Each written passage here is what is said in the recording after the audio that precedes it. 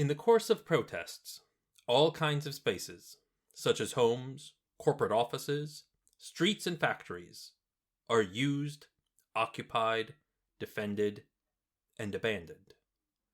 Particular places provide protesters with opportunities and constraints as they wage their struggles.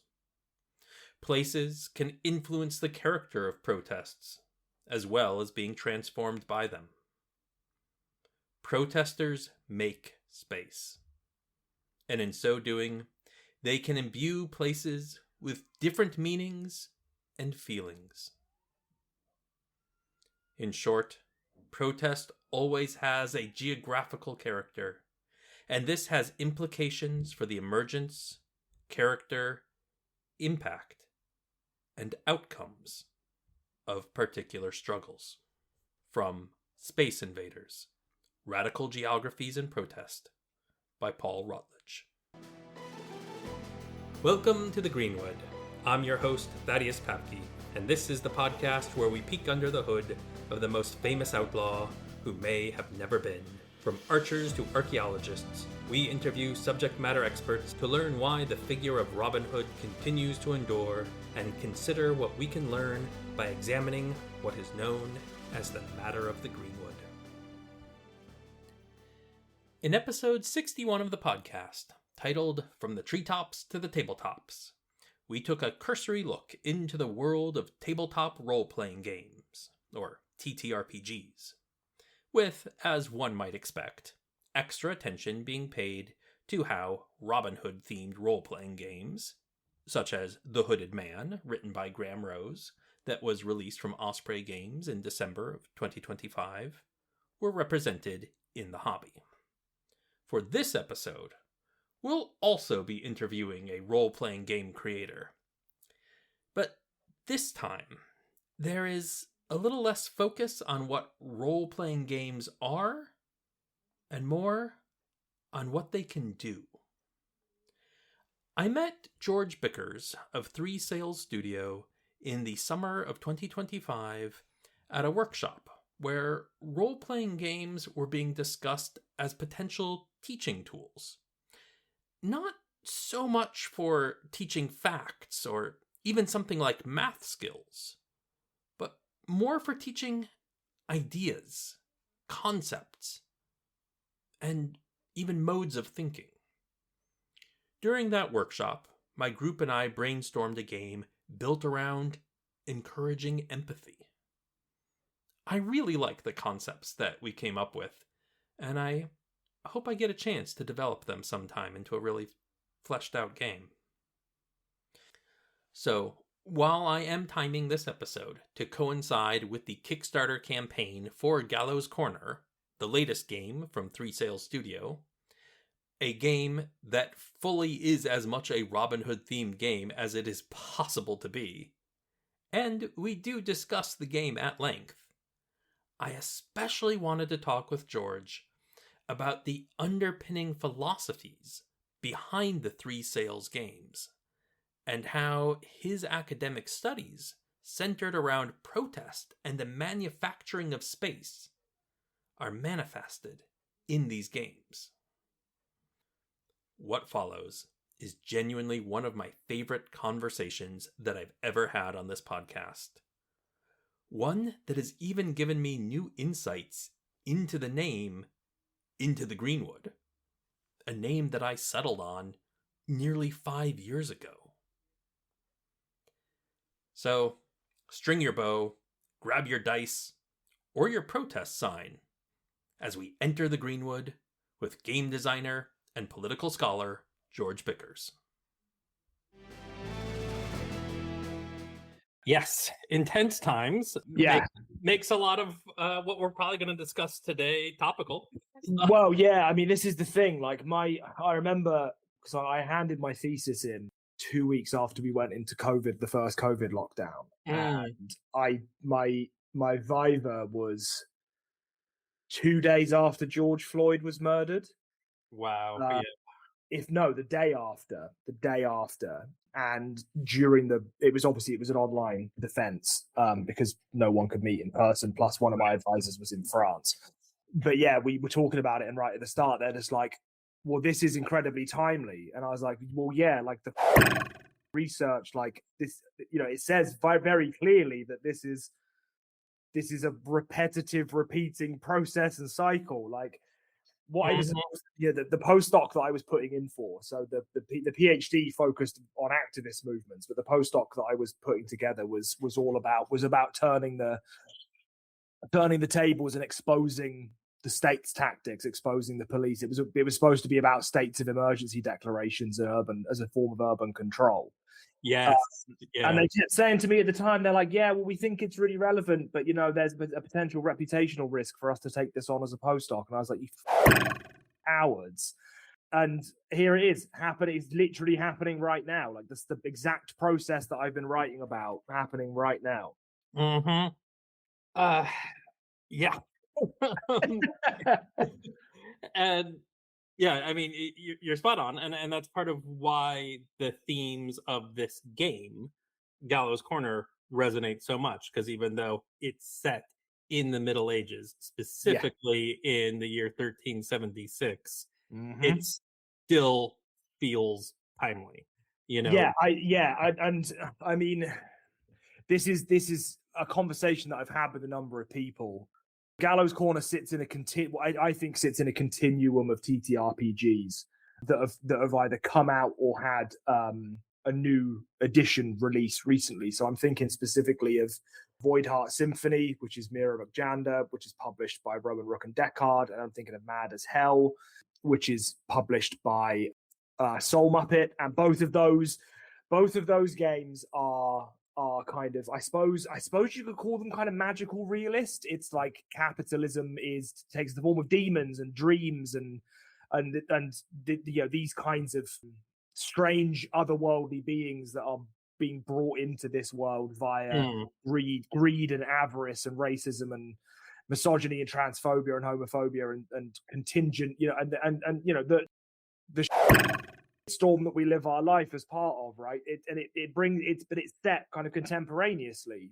And someone said to me when I was talking about Gallows Corner kind of earlier on, like this time last year, and they're like, well, why are you not setting it now? Like if these things are so timely, why are you not setting it now? And also why, and my response was, because nothing has changed. Nothing has changed, and it's important that is brought out. It's important that that's shown.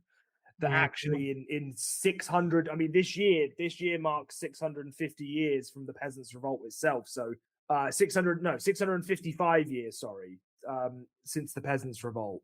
650 since when your game is set, and 650 since when the game is set, and the fact that you can look at what is happening in Gallows Corner and just be like, oh, that feels exactly like my life. I have central heating and the internet. I think that's a point worth making, right? And it's also why original versions of Gallows Corner there was kind of more of a folk horror element to it. There was more of this mysterious otherworldly thing going on. And then I was like, no, it doesn't. That waters down. Like I'm not saying it waters down the games that it's in. It serves an incredible purpose in the games it's in. But in Gallows Corner, it didn't. Changing the time was enough to make the game strange, while building in while having that familiarity and that, like, oh my god, nothing has changed, without needing that kind of like folk horror, back to the land kind of thing that was part of the original idea. Right. Yeah, and I have to say, reading kind of sort of back to back, sort of in one day for me, some of the material for Gallows Corner, which we'll have to backtrack a little bit to give the listeners a little more background on what Gallows Corner actually is. But reading about Gallows Corner, reading about a 1441 labor movement against Sir Geoffrey Harksky with a group of the whole "We Are Robin Hood's Men," war, and they're like occupying this area, and then also reading in preparation for this interview a bit of your thesis and about the occupation movements that were occurring in the 1960s, and then also reading news stories about Yeah. what's happening in the US and Iran right now. Yeah, well, yeah. All these things, sometimes hundreds of years ago, sometimes a few decades ago, sometimes today. And it's just, it hits so hard. I'm kind of surprised and not surprised, right? That's your response. Like it's surprising that this is still happening in the same way. Hundreds and hundreds of years apart, that it's happening today, that we're seeing these same things happen, as you said, in the late 14th century, and in the 15th century, and then in the 1960s and 70s, and then again right now, and 5 years ago, and 2 years before that, and 10 years before that. I mean, it's almost like this is a pattern, that this is a structural issue, right? It's so, I mean, so for some context for the listeners and from me, like my background, well, prior to game design, I've been lots and lots of different things, but one of the things I was an academic, and I did my undergraduate's in English literature. My master's is in this interdisciplinary mess called culture and thought after 1945, which was great. And then I did my PhD in American studies, and I was writing about radical social movements in the 1960s and 70s in New York and Los Angeles. So I looked at the Black Panthers. I looked at the student occupation movements, particularly the Columbia occupation, and the student press at the time, the underground press generally, but the student press in particular, and then the women's liberation movement and the gay liberation front, and particularly a writer called John Reschy, who is one of the loves of my life, still alive, still rocking it, and he's in his late 80s. But I was really, what I am is what I would consider myself academically was a spatial theorist. I'm someone who is deeply, deeply, deeply interested in and concerned about and fascinated with the way physical, particularly urban space, is my primary interest, but the way physical space is used as a means of production. And so I sit in this continuum of scholars and activists, beginning with Henri Lefebvre in the second half of the 20th century, and then moving into Edward Sawyer, who was a urban planner, spent his entire professional academic career in Los Angeles, and then I would like to think that I then come third in that. But it's the way space is produced is massive preoccupation of mine. And I didn't think it was going to follow me out of academia into game design, but it really did. I mean, just a little. The other game, Mappa Mundi, is also just that. Exactly, right? It's exactly, yeah. I mean, believe me when I say it was an unconscious thing, but like it starts off as an unconscious thing, and then it becomes conscious, and I start to be able to work and shape it. But it's the way space is used, the way space is talked about, the way it's understood, the way it's constructed, the way it is manipulated, is the very fabric of our entire existence, right? So Lefebvre says in the La Vie Quotidienne, the everyday life, he says, I think it's in there, and I'm pretty sure it's in there. He says you can tell more about the history of a people by the direction their fields are plowed in than you can about all the history of their princes and kings and bishops. Space it's so often, it was so often, it still is by a lot of people, so often relegated to like the backdrop on which history happens, and it couldn't be further from the truth. And so Edward Sawyer says this in his postmodern geographies. He's like, it's not just the backdrop to history. It's not the set dressing that history happens, that the time happens on. It's as important, if not more important. Yeah. And I have taken this into my game design really, really strongly. And it's not just with Mappa Mundi, which was our first game, and then Gallows Corner, which is the one we're getting ready to release, and which ostensibly we're talking about today. But also, like, I'm looking ahead. So, we recently announced our first externally designed project, which is City of Espers by Nathan Blades. And when I first playtested City of Espers, there's a mechanic in it called Turf, TURF. And I was like, oh, this is my thesis. This is my central theory done in a game. And so I decided that was one we wanted to publish. And then looking ahead into our future releases that I'm already kind of working on, every single one of them is about the way that spaces are used and understood.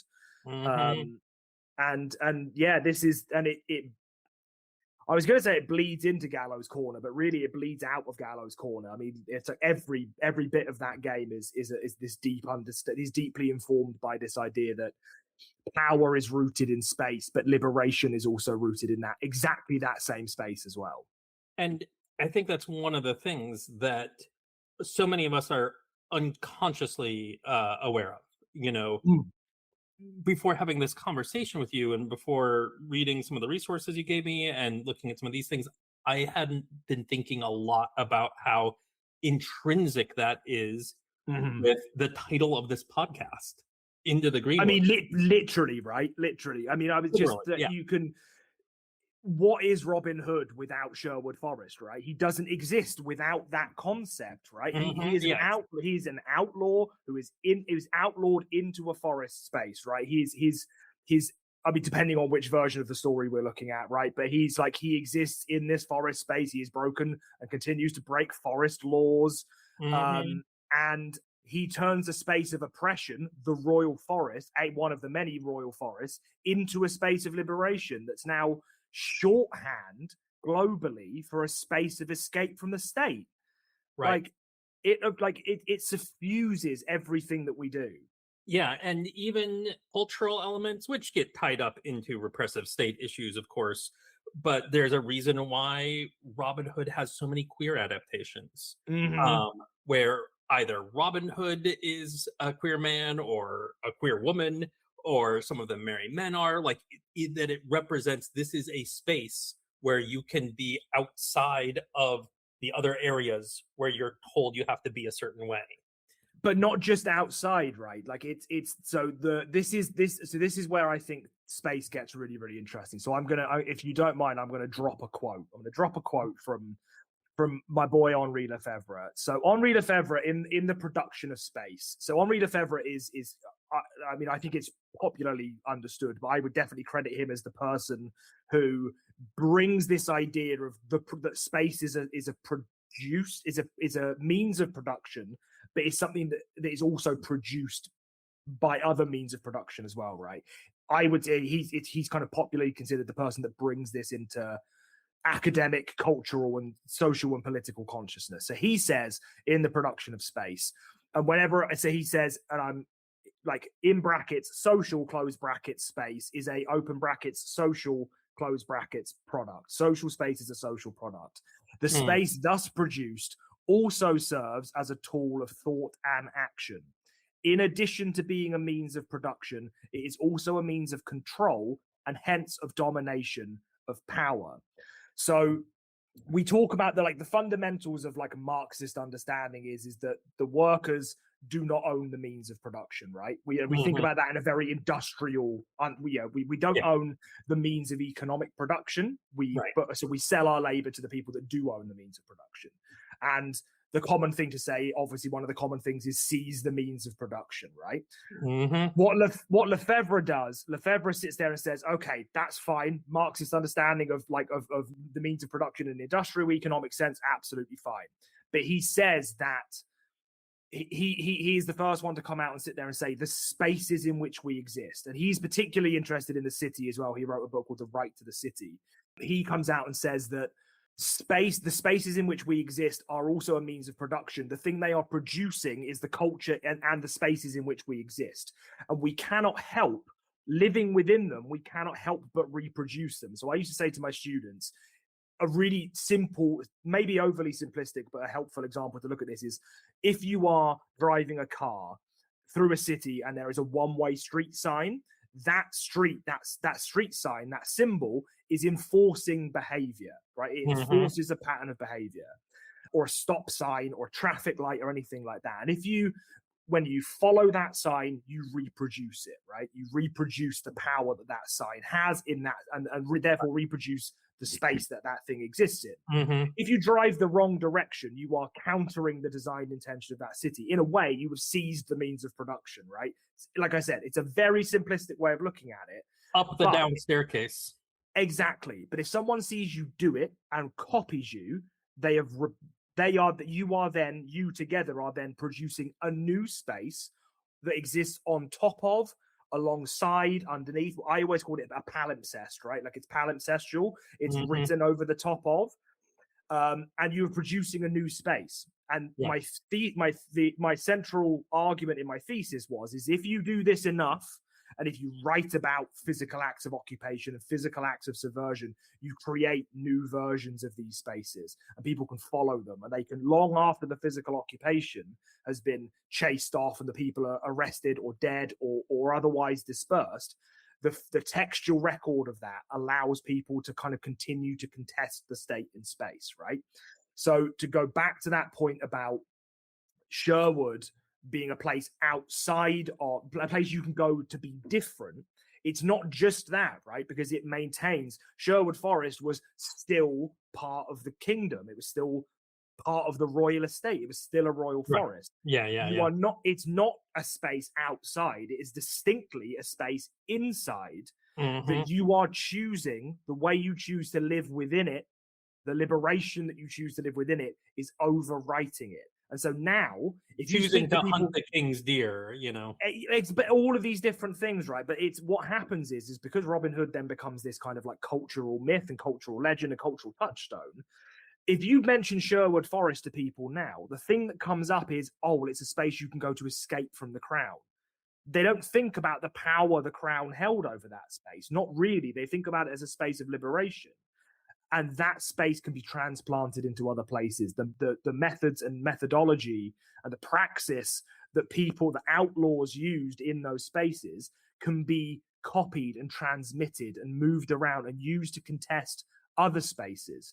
So my central kind of theoretical position is that the state is strongest in space, in urban space. It reproduces itself most efficiently, both repressively and ideologically in this space, right? However, it's also at its most vulnerable there, because that's where you can seize those means of production, and what is a reciprocal loop of, so like space produces social action reproduces the space, which produces social action, which reproduces the space. You can break that loop and start a new one that exists on top of, and that's how this like social space is a social product, which is a product of social space, etc., etc. Yeah, hence why one of the most popular chants to hear at protests is "Whose streets are streets?" Exactly. And we're seeing it in the US right now. The state is trying to put this is an openly fascist state, right? I don't think that's not a controversial. Well, it shouldn't be a controversial thing to say because it's obvious. It is overtly fascist. Overtly fascist, and so they are making fascist statements and claims and proclamations exactly on their official channels right now. And then so here's the thing, right? So we can see this process in practice, right? What you've gone from, the US prior to this was what we could call an illiberal democracy, right? There was huge police violence, especially for people of color. This was not a particularly free society, but it had been producing itself. That state had been that concept of the state had been reproducing itself in space for hundreds of years, right? It's based on white supremacy and on genocide of Native Americans and enslavement of black people. That's been reproduced for the last 300 years, right? But now an openly fascist state comes in and needs to produce itself in space. So what does it do? It goes into cities where it can most easily reproduce itself and puts the performance of fascism on the streets, and it reproduces itself there. What they didn't really understand, what they didn't understand, which is what no state really seems to understand, is that people are coming out and producing a different version of that space as well. We're seeing it in Minneapolis right now. We've seen it in Los Angeles. We've seen it in Port. We've got an episode from last month with an activist in Chicago. Yeah. So we are literally seeing this. My central theory about the way the state produces itself in space and the way people resist that production and produce their own versions of the spaces they want to see is literally happening on TV. It's obviously happening on the streets of Minneapolis. Oh yeah. But for those of us who aren't there, we can see it happening in real time. Mm-hmm. And it can take very literal forms. Yeah. Obviously with the tragic murder of Renee Nicole Good, it was Mhm. what what ticked off the ICE agents was just that her car was inconveniently placed in the road.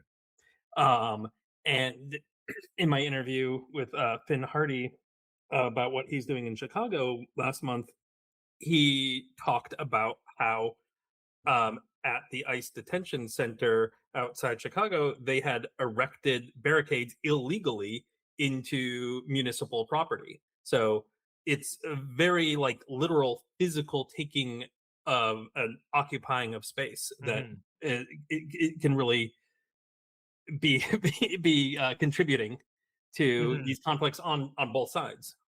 I mean, this is the thing, right? So it's it's so tempting. I mean, it's so tempting to look at what's happening and and and and and give up, right? And not and lay down. So many people do, right? It's so inspiring seeing so many people out on the streets being like, actually, you know what? This is not this. We're not going to allow this to happen. Hmm. Um, and my message to people would be is that the only way. Well, I said that it would be reductive of me to say the only way.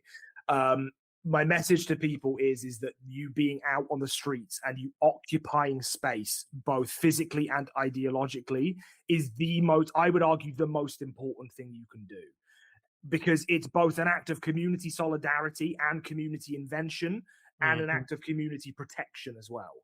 Yeah. And all of those things. And like it's know, if anyone is listening, anyone who's been out is listening to this, know that you are part of a long history of people who have done exactly what you are doing now and who have succeeded, who have fought things back and held things back often, too often at the cost, at too great a cost. But Hmm. you will succeed. It is inevitable that you will succeed. Understand that you are producing yourself and you are producing your community in space. And by doing that, you are showing the state, this fascist state, but all states, that they are vulnerable and that they are nothing without the consent of the people, and that this is something that has been going on for hundreds and hundreds and hundreds of years, and you will win. And what you are doing is what I would consider the definition of heroism, which is everyday people going out and standing up and changing the world around them. 100%. Yeah. And that, Even coincidentally, is what every pre-sales game is also about. It's about everyday people, normal people, working class people standing up, saying, in the face of seemingly insurmountable odds, and being like, "I'll go. I'm going to go and do this.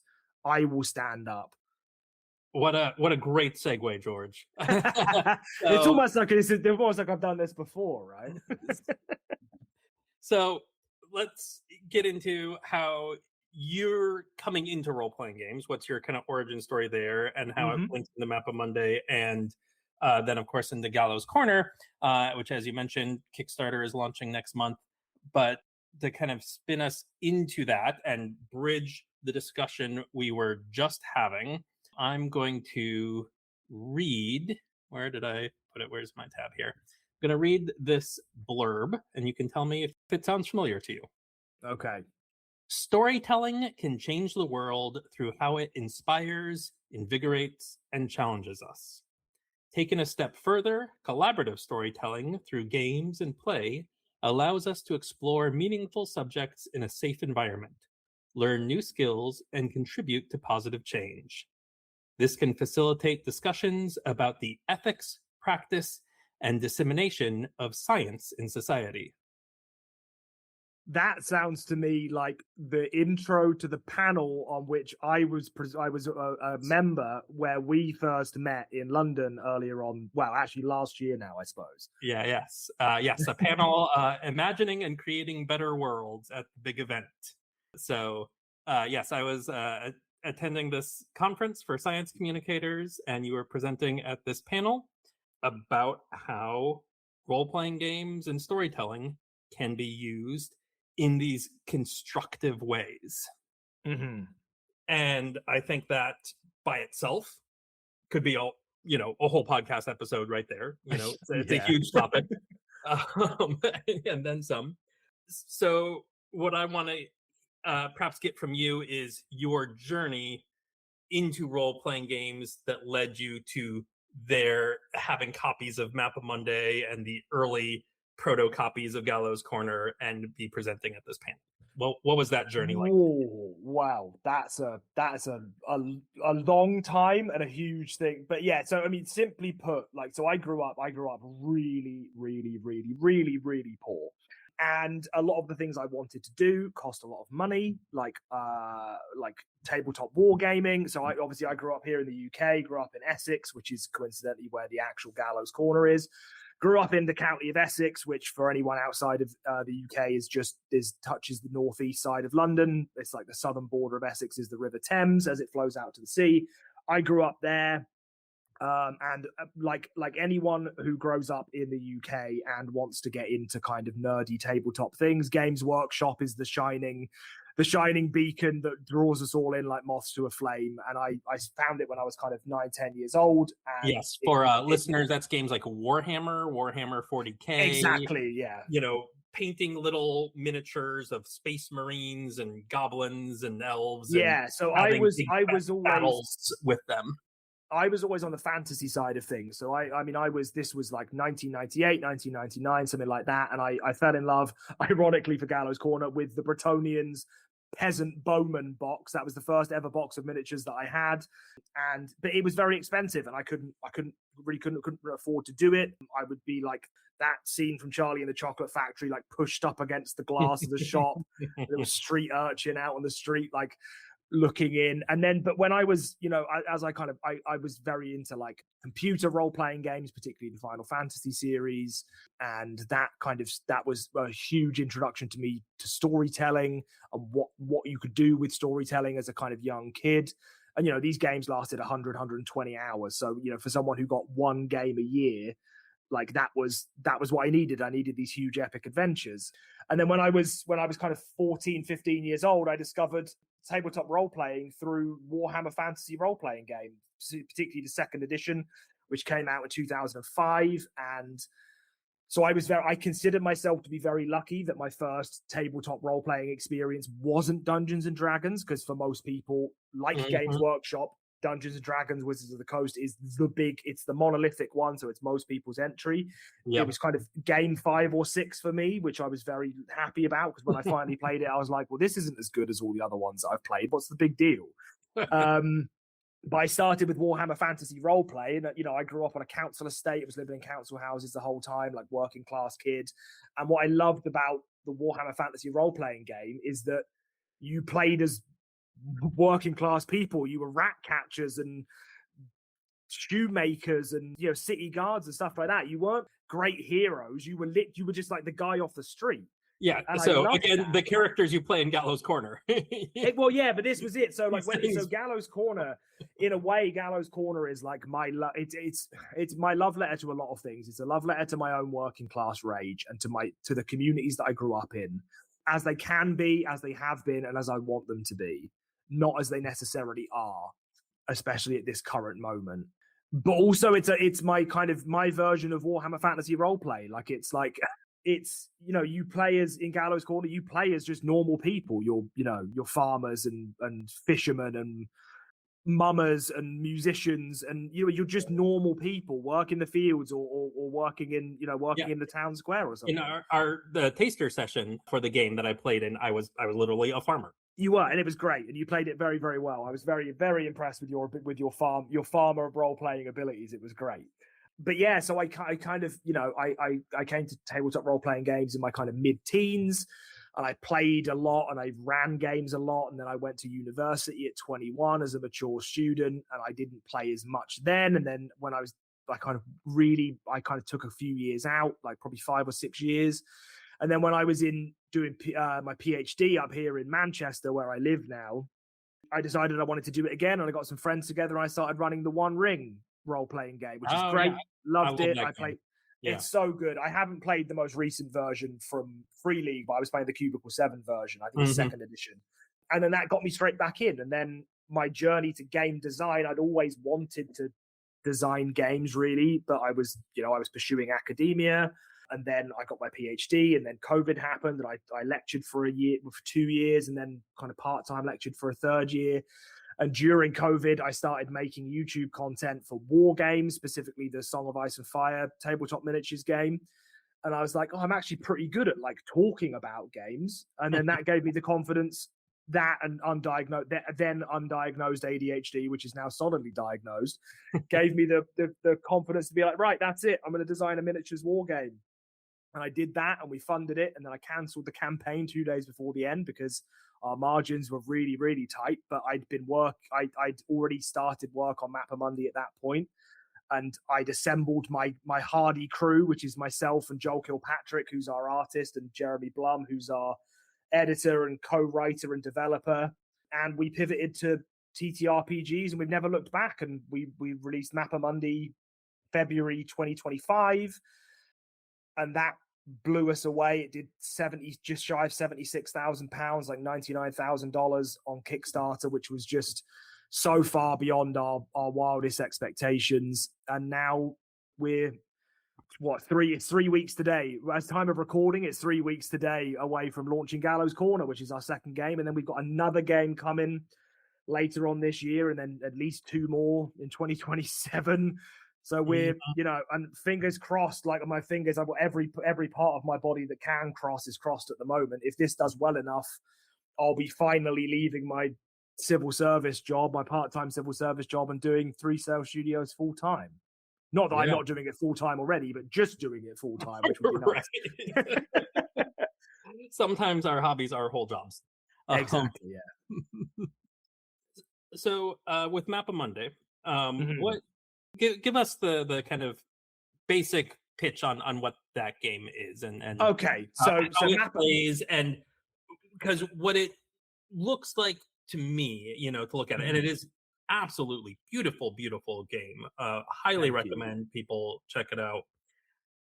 And I remember talking to you at the conference about the game and how it reminded me of some TTRPGs I had been working on 20 years ago. That were about, you're like D&D adventurers in an explorer, and you're out exploring. You're not just dungeon crawling. You're making records of the strange things that you're encountering, but it still had a very colonial bias kind of that was baked into it. And you're still a D&D adventurer at the end of the day. This was a group called the Wanderers Guild, and we put out just like a couple of little supplements back in the love it D&D 3.0 D20 glut that happened for anybody that remembers those days. I mean, well, Mappa Mundi, like you covered quite a lot of it there, but with modern sensibilities, Mappa Mundi. So it's a zero combat system. It looks like D&D and immediately subverts the central premise of D&D as soon as you open it, because it's like, there's no combat in this game. So it's a zero combat system but you play as chroniclers, so you are essentially adventuring academics.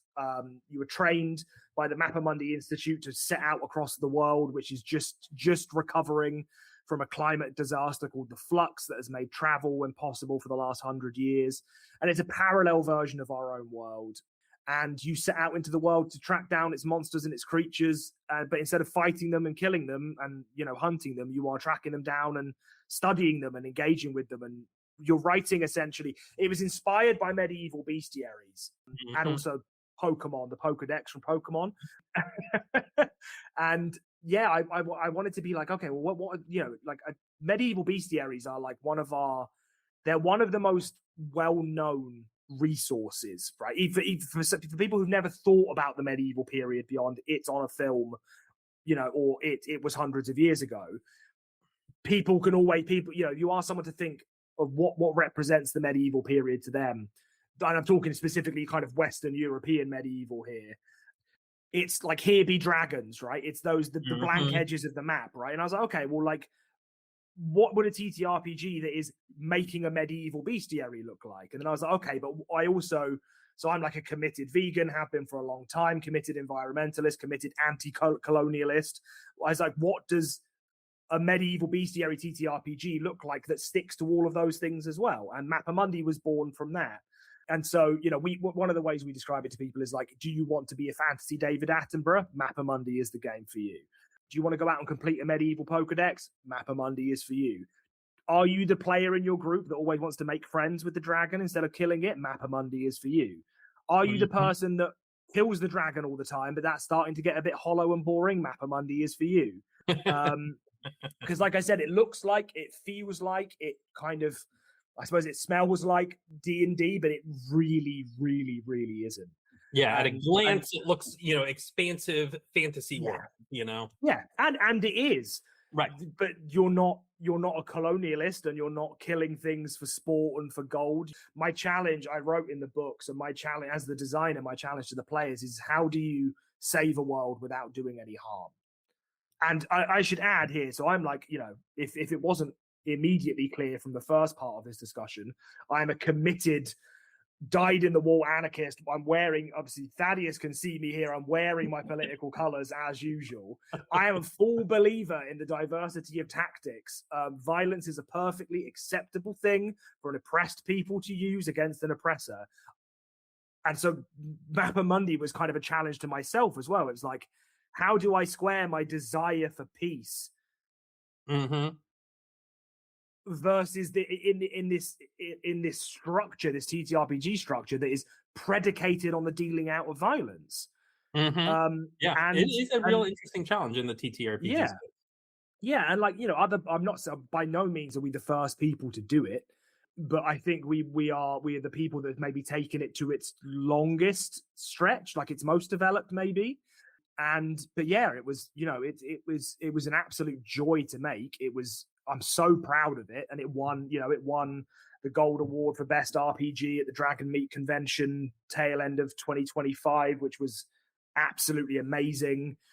Congratulations. Thank you. It was, it was our first award ceremony we put in for, and we won gold for best RPG. We were very shocked, very happy, obviously very shocked. But it's weird because, I'm sitting here talking to you in mid-January of 2026. Mappa Mundi has only been out on general sale for 8 months. The concept for Gallows Corner was already kind of locked down this time last year, because I have to work ahead of the rest of the team to make sure they've got stuff to do. But yeah, it's kind of a strange one. Like Mappa Mundi, we were still hard at work on Mappa Mundi at this point last year, but we delivered it in 9 weeks from the end of the Kickstarter. We printed it, shipped it, delivered it within 9 weeks, which was a ridiculously fast turnaround, and is what we're doing for Gallows Corner as well. But yeah, in a way, Mappa Mundi hasn't really sunk in yet, and we're already doing Gallows Corner because, and this is something I've wrestled with, about our kind of pace of release. But I need to employ myself and 2 other people full time, ideally. And so we need to have a longer tail, like a longer backlog of games that we can release and that can be selling and stuff like that. But every one of our games is thematically linked, really. I mean, Gallows Corner and Mappa Mundi look incredibly different to each other. Yes, they do. But they are united by that same philosophy. Like I said at the start, they're united by the fact that it's the premise is that everyday people can fundamentally change the world for the better if they act, if they stand up and act, whatever that action looks like. Right. Not united by pacifism, because that's not a major theme in Gallows Corner. It's not. Well, it's not. It's definitely not. You are going to have to defend yourself, but it also recognizes the fact that you are peasants and the working classes. And if you go up against armored knights, you are going to die.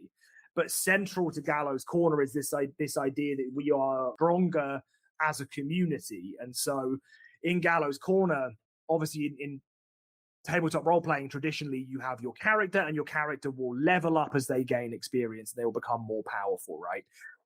Gallows Corner kind of has a form of that. Like, you have a trade and a job, and you have like physical, intellectual, and emotional traits, and they will improve and get worse over time depending on what happens to you. But you don't level up in the way that your kind of elf ranger might level up in D&D. Instead, as you do more things to help people, as you make yourself more notorious and more influential, you gain what we call retainers. So you start to build a retinue, and they're kind of NP, like kind of half player character, half non-player character. They are part of you as an extent. Mm-hmm. They're individual, fully built characters who are an extension of you, and they can help you. They have their own skills and their own jobs and their own dice and their own their own ways to figure things out. And they help you and they support you. And if you are about to die, if your character is about to die, which is inevitably going to happen, you then get to make a choice.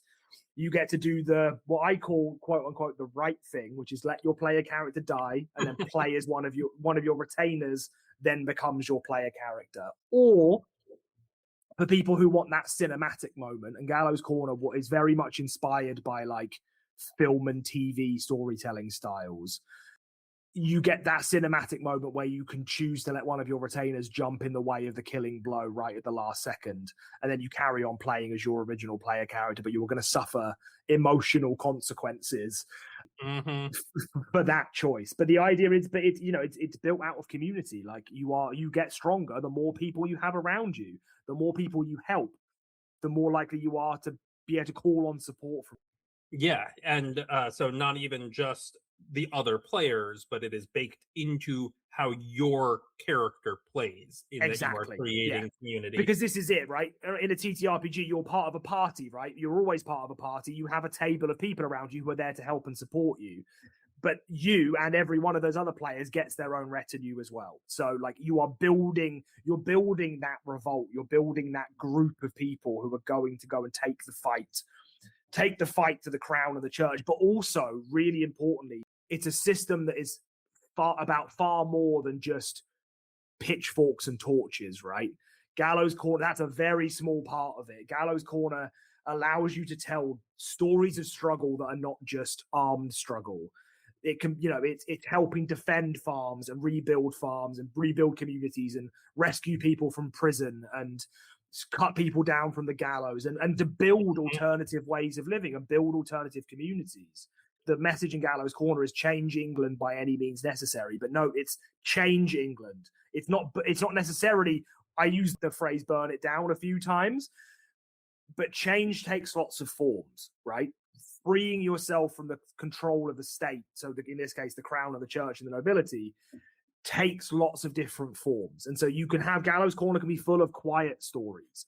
And kind of, in my mind, the quote unquote perfect campaign is it's moments of big, loud conflict that are interspersed with lots of moments of quiet resistance and quiet struggle, because those things are equally important. Everyone has a role to play.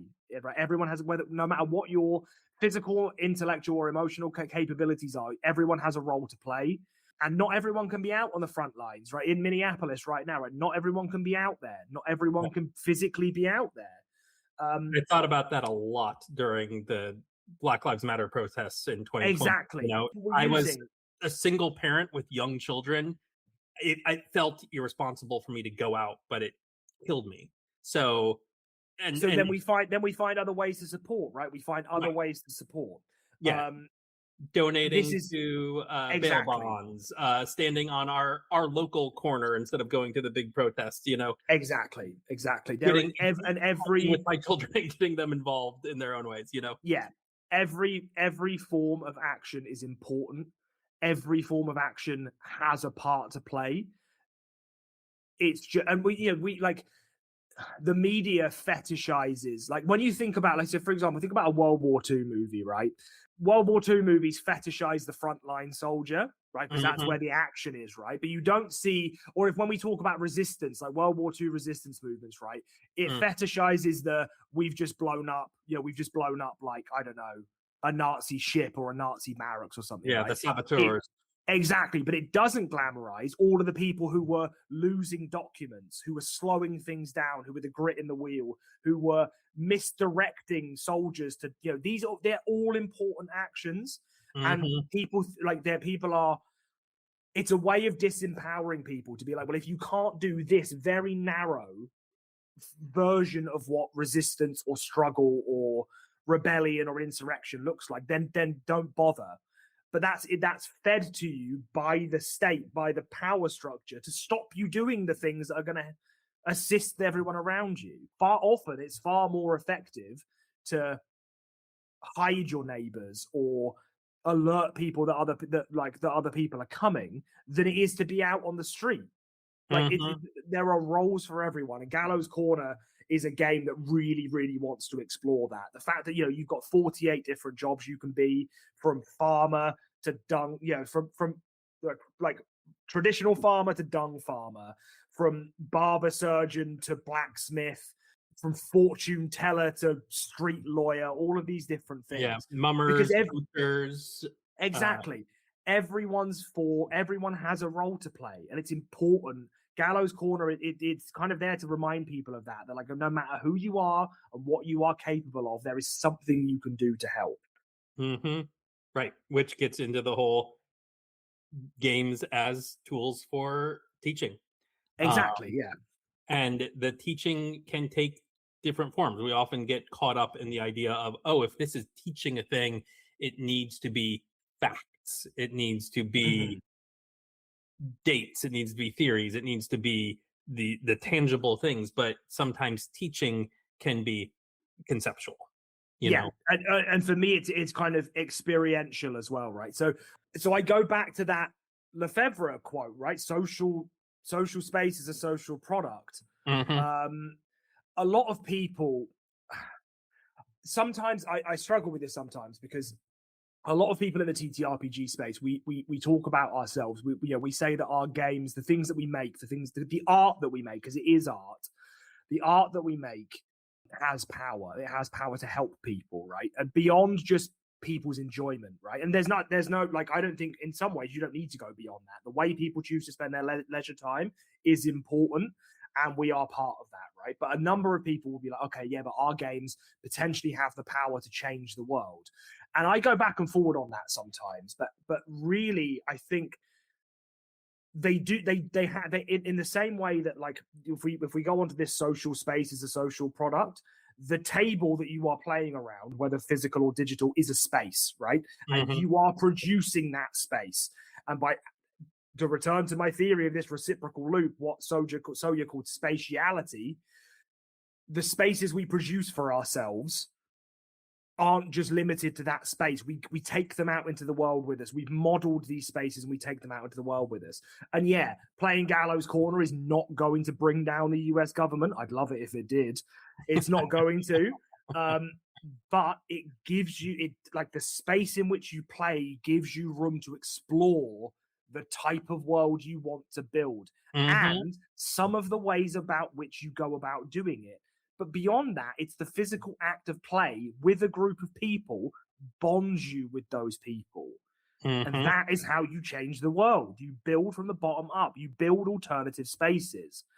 Yeah, you create communities and you develop mentalities Exactly. where you can change, where you want to form communities, and having that mentality makes such a difference. So, I mean, I've written, this is so obviously the final version of Gallows Corner when it comes out. At the bottom of the credits page, I've written a better world is possible if you fight for it.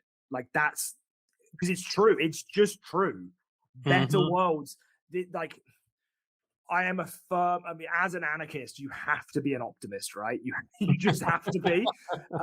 But I firmly believe it's not just the better worlds are possible. And I'm using worlds here because there is no single hegemonic world, right? There's no one best way for all people, yeah. No. And so not only are they possible, but they are inevitable, and they are close, and they are coming. And there's a quote been going around quite a lot recently, and I can't remember for the life of me who it is. I think it's a Gramsci quote, Antonio Gramsci, and it's like, the old world is dying, the new world is struggling to be born, and we're in the time of monsters, right? Capitalism it's done, it's finished. It's like, which is ridiculous to say when when we're on track for the first $1 trillion person. You know, we've got $4 trillion. It seems ridiculous to say that, but it is dead, right? This is the specter of capitalism.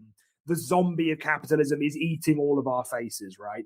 And this is where fascism comes in, right? You learn the historical precedents for it as well. You go back to Nazi Germany. It needs to be capitalism. Exactly. Capitalism had ended in Germany. Hyperinflation had happened. All of this different stuff.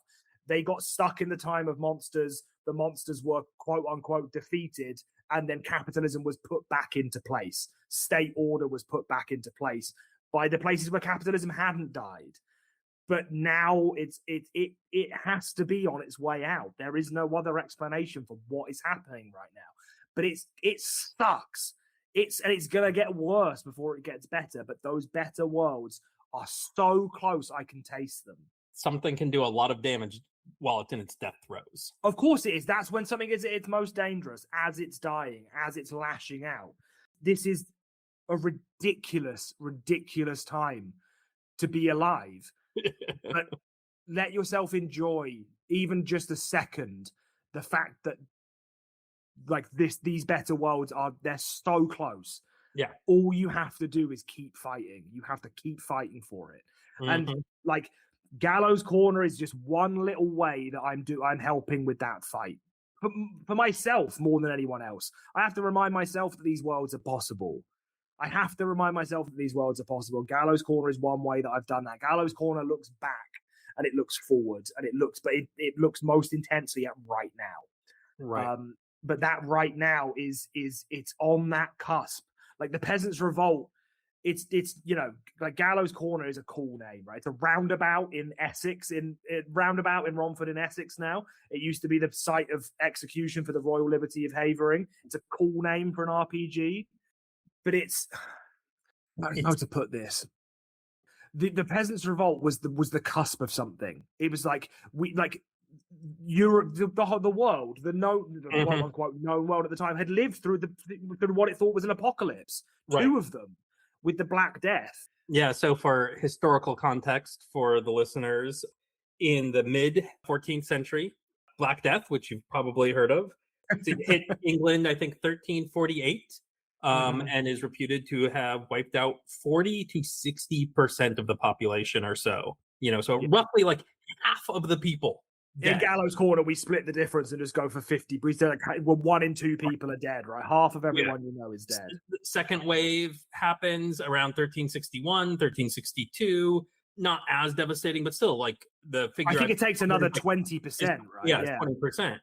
And 20% of whoever's left, right? That's the thing as well. Right.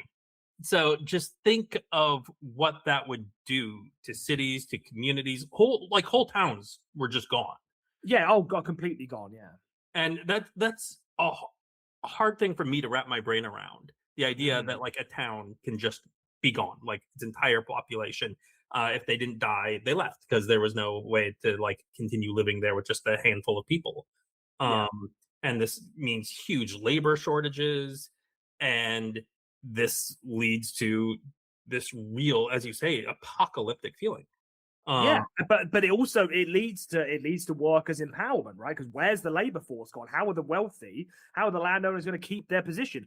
They need the peasantry and the working class are like, right, you best start paying us more. So what does the state do? It puts in laws that pegs wages to pre-plague levels. And everyone's like, no, we're not having any of this. Peasants' Revolt happens. But this was a moment like London. They burned the Tower of London down. Like this was a moment, a real moment where things could have seismically changed, where a new world could have been born, and it didn't. But the imaginary of it still exists, and this is another reason why it's so important, right? Why it feels so timely is we are at a moment where this new world is just waiting to be born. If we can just keep pushing, it's inevitable. And so that's why Gallows Corner, again, this Peasants' Revolt, it was an intentional choice for me to choose this particular moment in history, not just because it's cool. Everyone loves the idea of peasants revolting, right? But I could have done that in any setting, in any time, in any fantastical world. The fact that it happened here, where I grew up, that I knew that it's suffused into my body, right? It's suffused into my being. It had to be made. The game had to be made. And so coming at this from the perspective of somebody who thinks about Robin Hood all the time. And one of the questions I always get is, why Robin Hood? And it's basically the exact same reasons as why this game. It's the same themes that are arising, the things that are leading to these conditions and the need for building that better world were occurring in that late 14th century period, because that's when the stories and like the original poems about Robin Hood were becoming popular. Yeah, I mean, as far as I'm aware, I'm going all the way back to my first year of undergrad here, but to Piers Plowman, that's the first written mention we have, right? The first written mention of Robin Hood is 1377. So yeah, I thought so. Exact same time, 1 year after this game is set. And I knew there was a reason I had to write a Robin Hood adventure. So, like, one of you were going to be very happy about this. So, one of our, it wasn't the adventure that you got to play in the taster session that I ran for you, but I have done. Gallows Corner is a core rule book and then 4 A5 zines. And 3 of those zines are pre-written adventures, and then one of them is we call it the Book of Outlaws. So it's a bunch of outlaws and story hooks you can put into your games and campaigns. And obviously, I had to have a Robin Hood character. You can't make this game and not have a Robin Hood character. And because it's my game, I am being drawn as our version of Robin Hood. I am the physical model for our version of Robin Hood because I'm not giving up the opportunity not to be Robin Hood. Nice. But obviously, you also can't call him Robin Hood, right? You can't call him Robin Hood. So our version is called Guy of the Greenwood, and it's him and the Greenwood Outlaws. They're in Sherwood, and one of our adventures is called The Gold of Greenwood, and it's my take on Robin Hood as a broken man, as someone who's been fighting for too long and can't really do it anymore. And the first time you see him, he is on the gallows. Given up, he's on the gallows, and you're there. You and the rest of the Greenwood Outlaws are there to rescue him.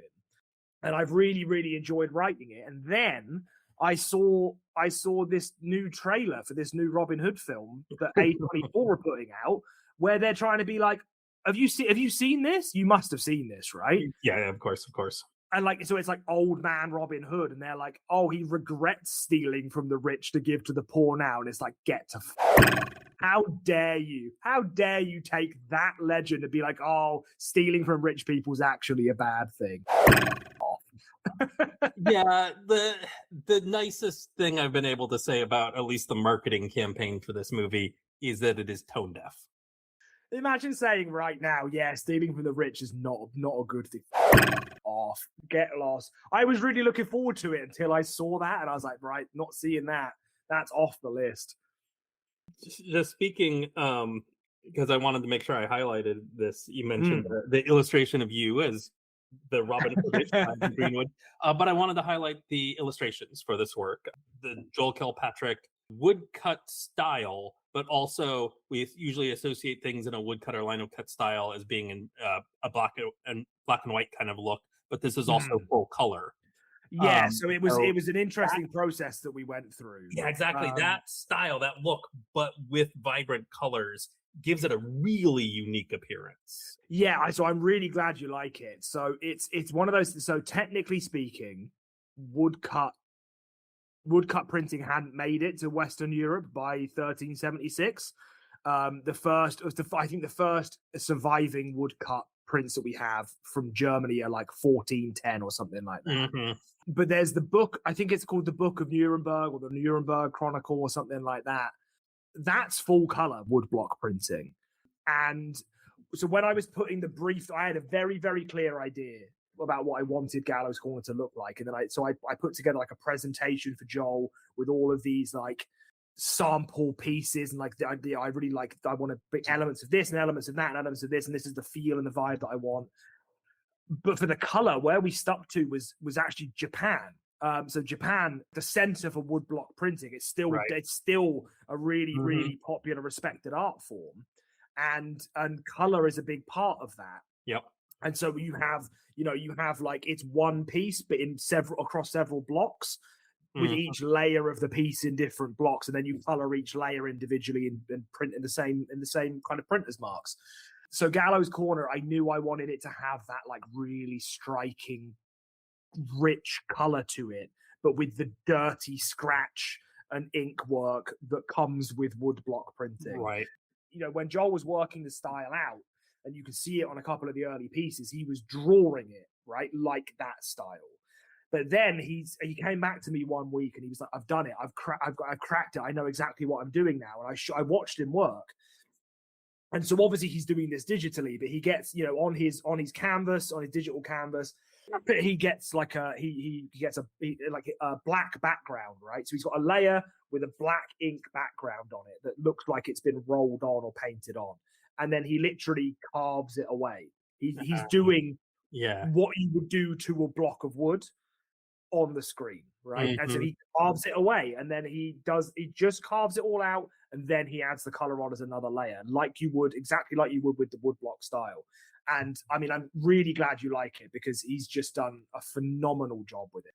Oh yeah, absolutely. It's a striking book.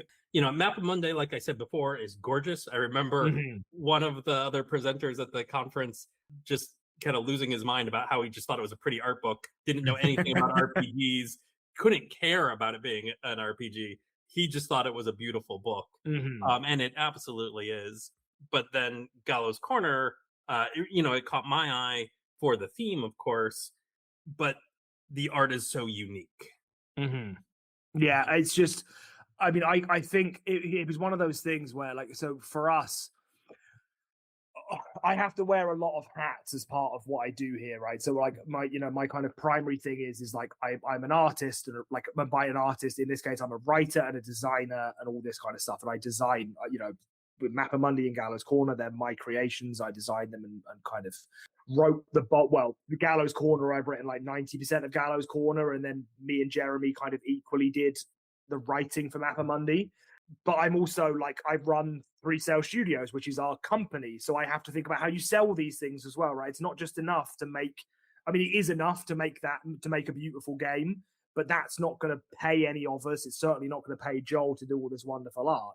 And I remember saying this to someone once, like, to sell these kind of things, it's the concept is the first thing that interests people. The concept interests people, the artwork sells it, and the rules keep people playing it and talking about it.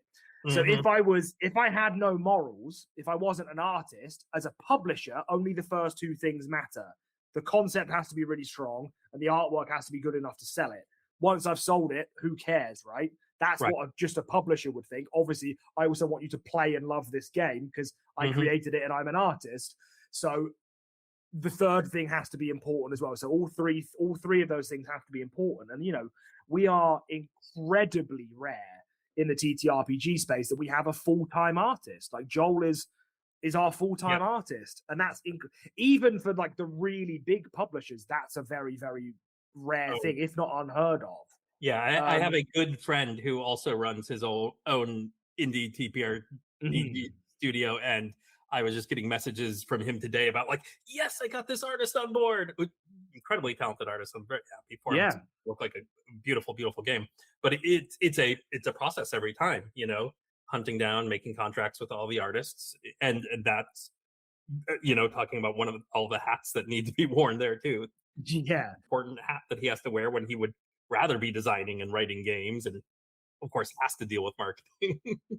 Yeah, I mean, we all have to deal with marketing, unfortunately. It's the way it has to go. But yeah, so I think what makes all of our 3 Sales games, well, I mean, Mappa Mundi and Gallows Corner, which are the games that me, Joel, and Jeremy have worked on together, I think what makes them so distinct is Joel's artwork.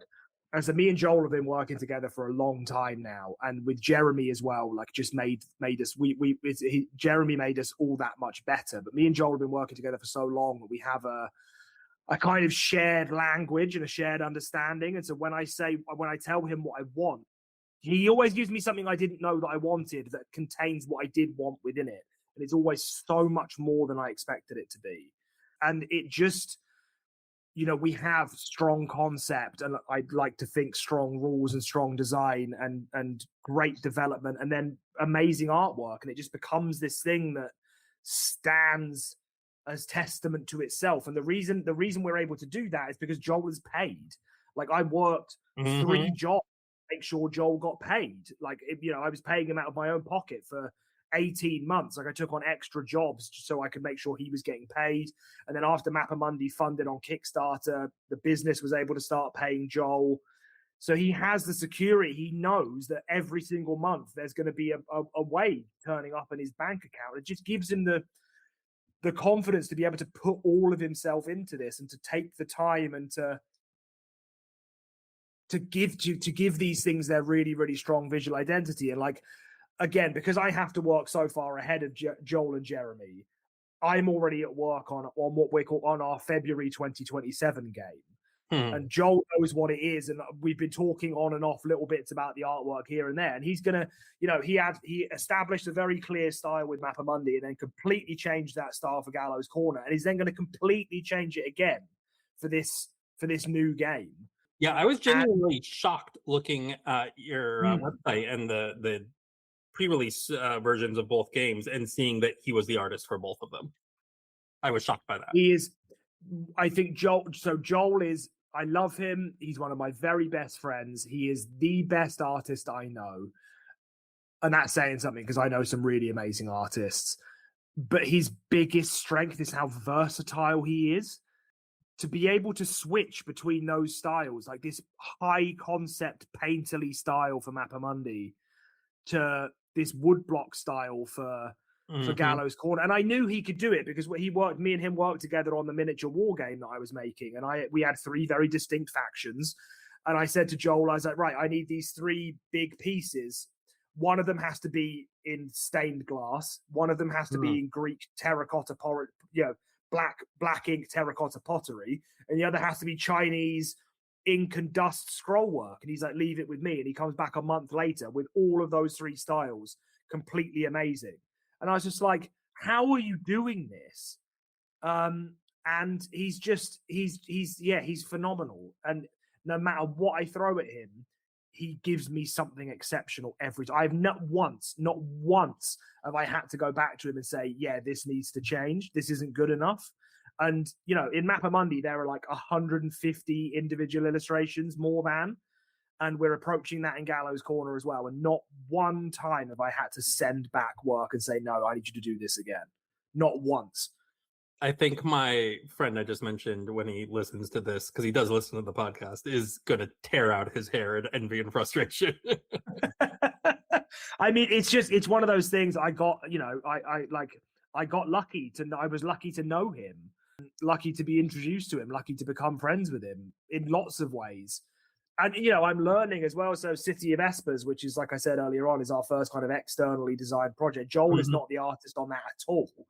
And it's the first time that I'm working with a group of artists. Like, we've got a number of different artists involved on the project. Right. So I've had to develop a new workflow as an art director on that to make sure that game flows and is kind of working. And I've come up with a nice system for that, which is one person does one big thing, and then another person does a couple of smaller things. They interpret the original one in their own style, and then other artists interpret the second artist things in their own style, and then it loops back around. So you have this reciprocal feedback loop of these artists iterating on each other's ideas, which gives, despite the fact there's 4 different artists in that game, the style feels the book feels very unified, which has been really fun to kind of work on and learn about, and know that I am capable of working with artists who are not just Joel.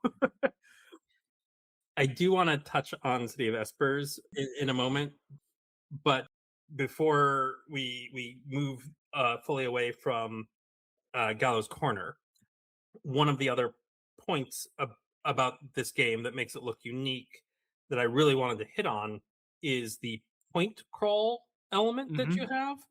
Yeah. So I have an episode of the podcast I released last year about ttrpgs, and it kind of specifically a little bit about Robin Hood in ttrpg spaces and games that have been designed around Robin Hood, including one that came out at the end of last year.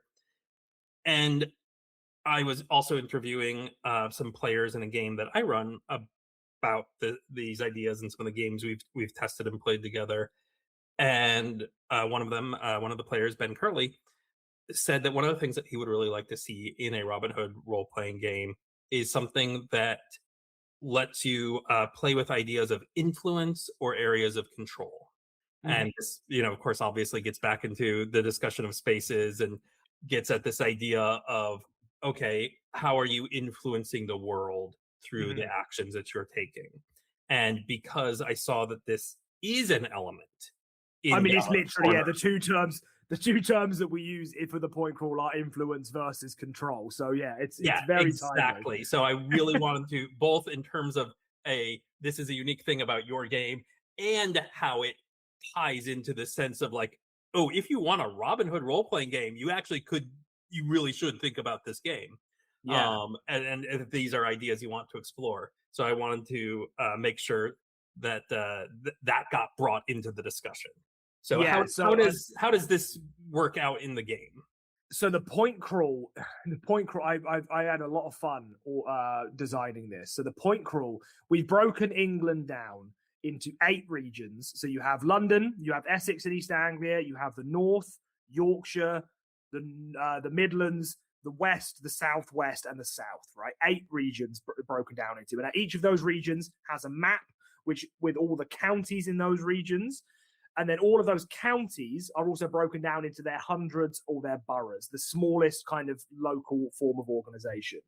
So when you look at these maps originally, like to start off with, you're like, Jesus, that's a lot of stuff. But really, you are only playing in 1 or 2 counties to start off with. And so we provide like smaller versions of these maps, like county maps that you can zoom in on. And then, so when the narrator, our version of the GM, is building the point crawl, we call it bringing England to life, right? It's living England. So you choose a county and that's where you're going to start. That's where the start of your story is going to take place. And as the narrator, you sit down with your players and you ask them and Gallows Corner is also broken down into seasons: spring, summer, autumn, and winter. And so you say, right, we're in spring of 1376. We are in Essex, right? What is it that you want to do? Like, what do you want to do? What for the next couple of sessions? What do you want to do, right? And so Gallows Corner, the point crawl uses this system. I'm calling it the verb system, right? So you boil down. You will remember this from the taster session we played. I was like, right, what do you want to do? I'm going to boil it down into its verb form. And so let's say our players want to break the control that the local sheriff has over the county of Essex. So like, okay, the verb is break, to break, right? They want to break control. So then as the narrator, I'm like, right, I need to build this point crawl. So the county verb, the verb that defines what's happening in Essex, is break. So that's what the players want to do. But how does the crown want to break Essex? So I was like, okay, the crown, in the form of the High Sheriff of Essex, Robert Fitzwilliam, who was the actual High Sheriff of Essex in 1376, because you can take the boy out of academia, but not academia out of the boy, it seems. Right. I was like, okay, so the crown wants to break the people of Essex. It thinks they have too many freedoms, so it wants to break them. So what it's going to do is the High Sheriff is going to create a famine, an artificial famine. That's how he's going to break people. It's food shortages. So that is the thing that defines this section of the point crawl. Is the conflict is about who can break who. So the county verb becomes break, the county antagonist becomes the High Sheriff of Essex, and the county clock, the thing that's counting down towards the final confrontation, is famine takes hold in Essex. That's the point crawl. That's the basis of the point crawl built up. Then as the narrator, you go and you can either choose or randomly assign verbs to every 100 in the county. Essex has like 33 of them. So for every 100, I assign a verb out: celebrate, mourn, fight, steal, party, feast, all of these different things. Whenever the players travel to that point on the map, that 100, that place, it's a point on the map. The story that happens there is going to be about that verb. But over time, it's telling the story. Each one of them is informed by the fact that the High Sheriff is trying to break the people by bringing about relating this famine. To the larger story. So if they go to a point that has celebrate as the verb, maybe they're celebrating a good harvest. That's where we're going to start. So the players see that the harvest has been good.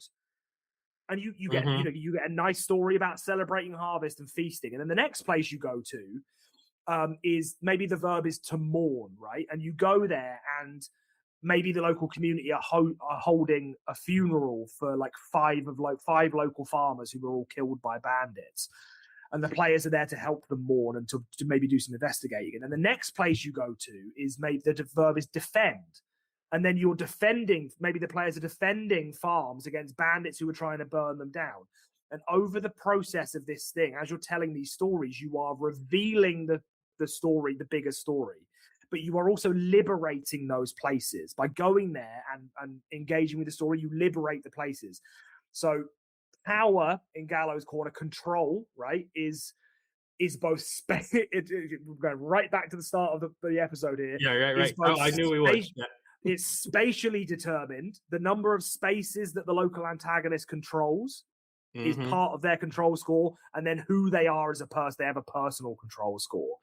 So you are reducing their control score by liberating the places under their control, and you are reducing their personal control by like confronting their forces and embarrassing them and stuff. But while you're helping and liberating and doing these things, your own personal influence, your fame, your notoriety is increasing. And eventually you come to a point where those things are in equilibrium, influence versus control. And when that happens, a showdown happens. The final conflict happens between the players and the antagonist. And the idea is this big cinematic showdown. In the book, as when I'm giving examples of this, the way that I say the story has gone is that the famine has been setting in and the sheriff has been causing this famine, but the church have gotten on board and said actually that it's witches who are doing it. And the players disrupt a witch trial and they save someone, but ultimately the showdown is a big public execution for all these accused witches that the sheriff is going to be at, and the players have to go and fight the sheriff and free the prisoners and expose the church, but also get the sheriff to confess that he is the one that's caused this, therefore completely breaking his power and liberating Essex from the crown. And then you can move on to the next county. Right. And you can tell maybe a related story or a different story with a different antagonist. But that's how the point crawl works. It's local. You're telling a grand story through local interactions. And I've gone on about it there because I'm so excited about it. But it really is as simple as, here is a list of verbs associated with a list of places. Here is an antagonist, and here is what they're trying to do. And that's how you engage with their power and increase your influence. Right. Well, and I really love that idea of the small victories building upon one another to create that better world. You know, it takes a while to create that better world. It's usually of course it does, as simple. It is more Andor than it is Star Wars: A New Hope. It's not. That is an excellent analogy. That's exactly what it is. Yeah. So, Mappa Mundi is out now for people to find. I'll make sure to include a link to the Three Sales website in the episode description. Gallows Corner will be hitting Kickstarter on February 3rd, right? February the 3rd at 1 p.m. GMT, which is 9 a.m. No, 8 a.m. Eastern time, 5 a.m. Pacific. And then City of Espers will be coming out at tail end of this year with the Kickstarter eyed for September. You teased a game for February of 2027. Do you want to give any more, a nugget there? Don't tempt me. I really want to, but we will be announcing that. We'll be announcing that properly in May. So once Gallows Corner is about to physically deliver, we'll be announcing that. I will say it's a real world setting, but in a very distinct time period. Actually, it's in multiple time periods, but collectively in one time period. And I will let you read into that what you will. Interesting. All right. I'm really looking forward to. It's going to be really good. I'm really excited for it. So, what should people expect from the Gallows Corner Kickstarter? Well, fingers crossed. Hopefully, it's a very quick success, and an ongoing successful campaign. So it will be very similar to the Mappa Mundi campaign insofar as it will have a digital version, digital pledge, which will come in, which will be the PDF of the core book and the PDFs of the 4 zines. the physical edition, which will be the core rule book, which is black cloth bound, silver foil embossed, beautiful paper, full color printing. It will be that plus the 4 zines as PDFs. That's £45. And then you can get the all-in version, which is a boxed version. It's the book in a box with the physical versions of the zines in the box. And that all comes with all the digital versions as well. We also do a low-income tier. We did that last year for Mappa Mundi, which is just you get the digital version, but for £10 instead of 15, no questions asked. We're not cops. It's up to you to decide whether you qualify as low-income or not. And we're marking the return of our social impact stretch goals as well. So we don't do stretch goals like adding loads of plastic into the game. You are getting the best version of the book and the best version of the game right from the start. And what we do is social impact stretch goals. So up to a certain amount of money raised, we donate £1 for every backer. And then after we hit a certain amount of money raised, we donate fixed amounts of money, increasing as we hit different benchmarks. For Mappa Mundi, we donated £2,500 to an elephant sanctuary in Chiang Mai in Thailand. For Gallows Corner, we're going to be donating to a series of food banks across the UK. It's a way for us and our backers to make a real difference out into the world, to practice what we preach. And so we donated £2,500 with Mappa Mundi. I'm hoping that we're going to end up doing more than that with Gallows Corner. So yeah, if anyone who comes and backs us is going to help support us doing that as well. Yeah, I really appreciate that, and I appreciate how much it speaks to your values and how much you take seriously the values of the things that you are producing. As soon as I started this podcast, and I was like, well, I need to be able to fund this. I'm going to start a Patreon. I'm going to, do this and such. I was like, okay, but I can't be doing this thing about Robin Hood and not be contributing to various causes. There has to be some giving when it's Robin Hood related, right? Exactly. Yeah. But no, I appreciate that, mate. It's really important to us. It's really important to us that we do this with the social impact stretch goals. I think they're really important. I don't know how much people get into them in the campaign, but for us, it's an important thing for us to do, and having campaign backers helps us do that. So, it comes out of it. It comes out of our profit as well, right? It's the money that would otherwise be going, well, quote unquote profit. The money that would otherwise go to paying us and keeping us running, we give a good chunk of it. Keeping Joel Kilpatrick on the payroll. Exactly. Yeah. Or in the case of Gallows Corner, it's going to be putting me properly onto the pay. Well, not even properly onto the payroll, but onto the payroll would be nice. But it's one of those things where it's important to us that we do, we put our money where our mouth is. It's one thing to write about these things. It's quite another thing to do them. And so we want to be, I don't want to be that kind of person that just talks the talk and doesn't walk the walk. Mm-hmm. All right. So George, before I let you go, I've got one last question for you. Do you have a favorite Robin Hood adaptation? I do, and you're probably going to hate it. I've got two. They're joint favorites. They both mean they're both incredibly meaningful to me. One totally is the Disney animated Robin Hood is my one of my favorite films of all time. It is my favorite Disney film. It's one of my I just love every second of it. And the other one, which I was introduced to at about the same age, is Robin Hood, Prince of Thieves. The Kevin Costner, Morgan Freeman. It's so stupid, and I just love it. We had it on VHS, and we wore the VHS out. I watched that film so many times. So yeah, those are my two favorite adaptations. They're probably quite basic choices, but I just love them. They're both really fun movies. Yeah.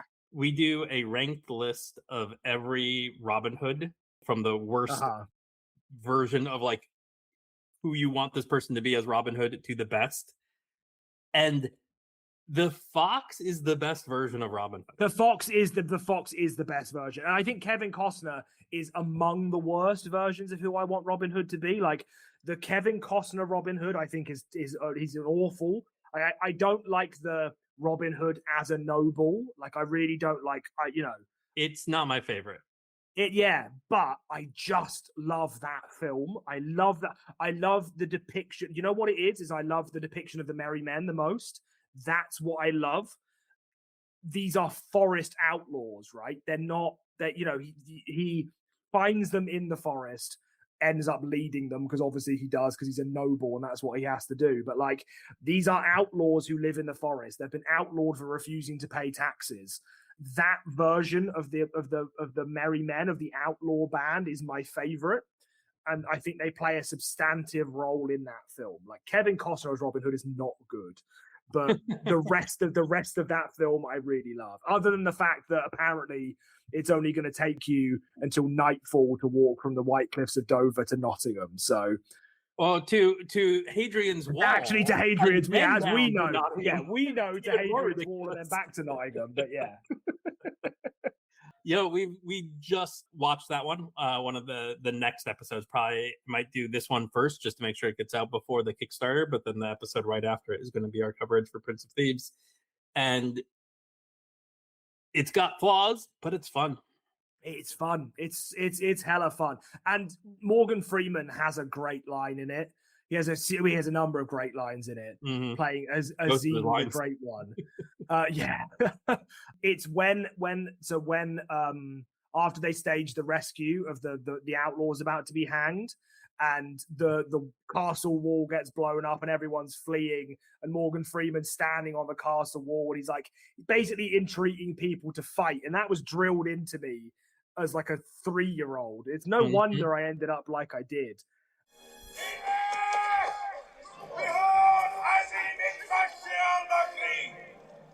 I am not one of you, but I fight. I fight with Robin Hood. I fight against the tyrant who holds you under his boot. If you would be free men, then you must fight. Join us now. Join Robin Hood. Freedom. But yeah, so that's a good bit that's worth watching out for just before they get catapulted over the inner castle wall. Yeah. All right. Well, thanks so much for taking some of your evening to talk to me, George. Thanks so much for having me, man. I've really enjoyed it. My thanks again to George Bickers for joining me in the Greenwood. I wish him and the rest of the Three Sails crew the best of luck with Gallows Corner and all their future projects. The Kickstarter will be going live the day after this episode goes out. So, by the time you listen to this, there's a good chance that you'll have an opportunity to become one of the backers. I know that I will. You can check the episode description for a link to the Gallows Corner Kickstarter page and to the homepage for Three Sails Studio, where you can also learn more about Mappa Mundi and the forthcoming City of Vespers. Also in the episode description is all of the social media links for Into the Greenwood. We'd love to hear from you. You can find us across Blue Sky, Instagram, Facebook, and Threads, all with the handle @IntoGreenwood. Or you can email us directly using intogreenwood@gmail.com. There's also a Robin Hood-centric Discord server where we play games, share photos, organize watch parties, and run a book club. Our current selection is The Merry Adventures of Robin Hood by Howard Pyle, the very book that is directly responsible for the creation of this podcast. Just drop us a line if you'd like an invite.